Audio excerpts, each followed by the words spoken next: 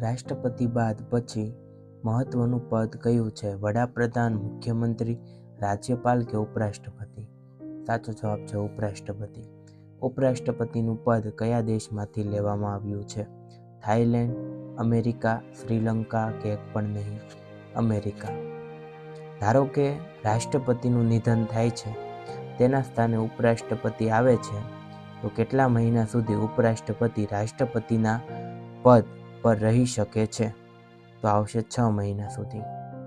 હવે આપણને પૂછવું છે અનુચ્છેદ 63માં ઉપરાષ્ટ્રપતિનું શું દર્શાવવામાં આવ્યું છે? અનુચ્છેદ 63માં ઉપરાષ્ટ્રપતિનું પદ દર્શાવવામાં આવ્યું છે.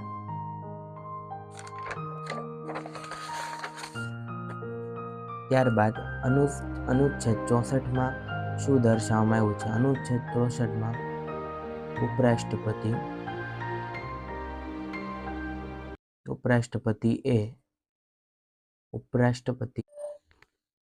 ઉપરાષ્ટ્રપતિ એ રાજ્યસભાના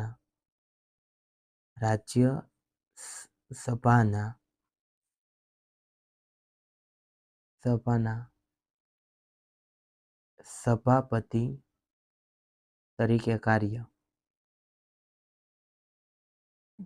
કરશે. અનુચ્છેદ 65 પ્રમાણે ઉપરાષ્ટ્રપતિ એ રાષ્ટ્રપતિની ગેરહાજરીમાં રાષ્ટ્રપતિ તરીકે કાર્ય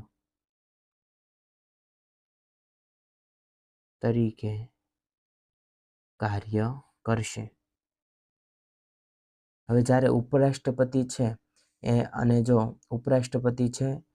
જો રાષ્ટ્રપતિ છે એ ગેરહાજરી હોય અથવા તો રાષ્ટ્રપતિનું નિધન થયું હોય, ત્યારે ઉપરાષ્ટ્રપતિ છે એ રાષ્ટ્રપતિના જગ્યાએ આવી જશે અને એને રાષ્ટ્રપતિ જેટલો જ એને દરજ્જો આપવામાં આવશે.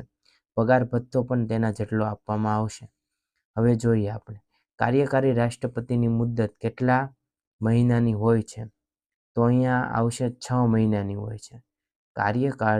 કાર્યકારી રાષ્ટ્રપતિની મુદ્દત 6 મહિનાની હોય છે. ઉપરાષ્ટ્રપતિનો પગાર ભથ્થો ઉપરાષ્ટ્રપતિ તરીકે મળે છે. વિધાન સત્ય છે કે અસત્ય? હવે ઉપરાષ્ટ્રપતિ છે એનો પગાર ભથ્થો છે એ ઉપરાષ્ટ્રપતિ તરીકે મળતો નથી, એટલે આ વિધાન અસત્ય છે. એને સભાપતિ તરીકે મળે છે. સભાપતિ એ પણ રાજ્યના સભાપતિ તરીકે. ઉપરાષ્ટ્રપતિનો પગાર ભથ્થો કેવી રીતે